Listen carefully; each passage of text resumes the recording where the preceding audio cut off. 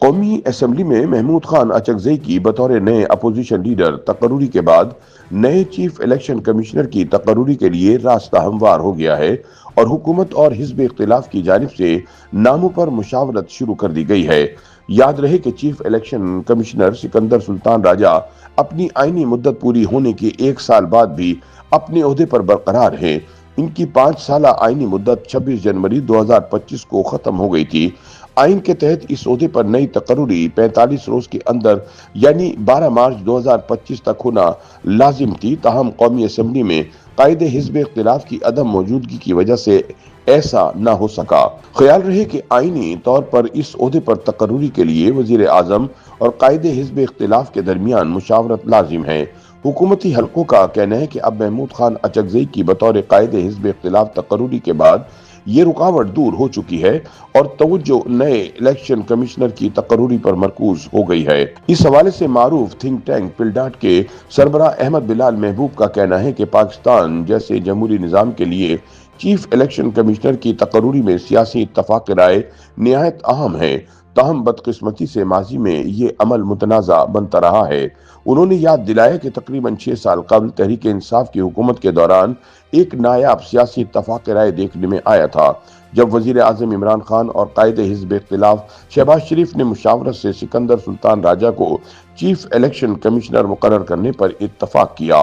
اس سے قبل تحریک انصاف سابق chief election commissioner justice retired سردار محمد رضا خان پر جانبداری کے الزامات عائد کرتی رہی تھی، جس کے باعث سکندر سلطان راجہ کی تقرری کو عمران خان نے خوش آئین قرار دیا اور الیکشن کمیشن سے منصفانہ سلوک کی امید ظاہر کی۔ تاہم یہ اعتماد زیادہ دیر قائم نہ رہ سکا اور جلد ہی عمران خان نے نئے چیف الیکشن کمشنر پر بھی شدید تنقید شروع کر دی۔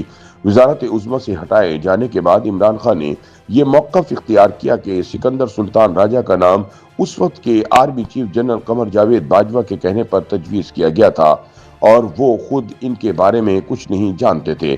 احمد بلال محبوب کے مطابق کہ اس طرز عمل نے آئینی طور پر طے شدہ اتفاق رائے کے طریقہ کار کو عملاً بے معنی بنا دیا۔ بعد ازاں 2024 کے انتخابی مرحلے کے دوران چیف الیکشن کمشنر اور ای سی پی کے دیگر اراکین تحریک انصاف کی تنقید کا مرکزی ہدف بنے رہے۔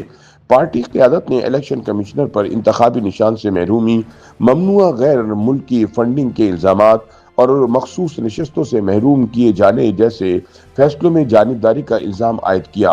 اب جبکہ محمود خان اچکزئی نے قائد حزب اختلاف کا منصب سنبھال لیا ہے، ایک بار پھر یہ موقع موجود ہے کہ چیف الیکشن کمشنر اور ای سی پی کے 2 اراکین کی تقرری خالصتاً سیاسی اتفاق رائے سے کی جائے، بغیر کسی تیسرے فریق کے دباؤ کے۔ سیاسی تجزیہ کاروں کا کہنا ہے کہ آزاد، منصفانہ اور شفاف انتخابات کے لیے ضروری ہے کہ تقرر پانے والے افراد نہ صرف غیر جانبدار ہوں بلکہ کسی بھی بیرونی دباؤ کا مقابلہ کرنے کی جرات بھی رکھتے ہوں۔ یاد رہے کہ 2024 کی 26ویں آئینی ترمیم سے قبل چیف الیکشن کمشنر اور ای سی پی اراکین اپنی مدت پوری ہونے پر ریٹائر ہو جاتے تھے، لیکن ترمیم کے بعد وہ اپنے جانشین کی تقرری تک غیر معینہ مدت تک عہدے پر برقرار رہ سکتے ہیں۔ اس لیے سکندر سلطان بھی اپنے عہدے پر موجود ہیں۔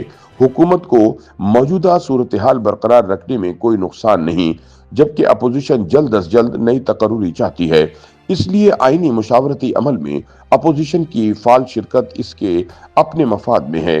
یاد رہے کہ وزیر اعظم شہباز شریف نے مئی 2024 میں اس وقت کے قائد حزب اختلاف عمر ایوب کو نئے چیف الیکشن کمشنر کی تقرری کے لیے مشاورت کی دعوت دی تھی، مگر عمر ایوب نے ملاقات سے انکار کرتے ہوئے اسپیکر قومی اسمبلی سے پارلیمانی کمیٹی بنانے کا مطالبہ کیا۔ ان کے تحت وزیر اعظم اور قائد حزب اختلاف کے درمیان مشاورت مکمل ہونے سے پہلے پارلیمانی کمیٹی تشکیل نہیں دی جا سکتی، جس کے باعث تقرریوں کا یہ موقع ضائع ہو گیا۔ اب تجزیہ کار یہ امید ظاہر کر رہے ہیں کہ شہباز شریف نئے قائد حزب اختلاف محمود اچکزئی کو دوبارہ مشاورت کی دعوت دیں گے اور وہ اس موقع سے فائدہ اٹھاتے ہوئے اتفاق رائے کی کوشش کریں گے۔ ان کے مطابق اگر دونوں رہنما हर ओहदे के लिए 3-3 नामों पर इत्तफाक कर लें तो पार्लिमानी कमेटी के लिए हतमी इंतखाब आसान हो जाएगा। ताहम अगर वजीर आजम और कायदे हिज़्ब इख्तिलाफ किसी नाम पर मुत्तफिक ना हो सके तो दोनों जानिब से 3-3 नाम पेश किए जाएंगे, जिसके बाद 12 रुकनी पार्लिमानी कमेटी जिसमें हुकूमत और अपोजिशन की बराबर नुमाइंदगी होगी 2/3 अक्सरियत से फैसला करेगी। लेकिन इस मरहले पर बैनुल जमाती इत्तफाक राय हासिल करना निहायत मुश्किल हो सकता है और अमल तवील तातुल का शिकार होने का खदशा रहेगा। इसीलिए बेहतर यही है कि इब्तिदाई सतह पर ही इत्तफाक राय पैदा कर लिया जाए।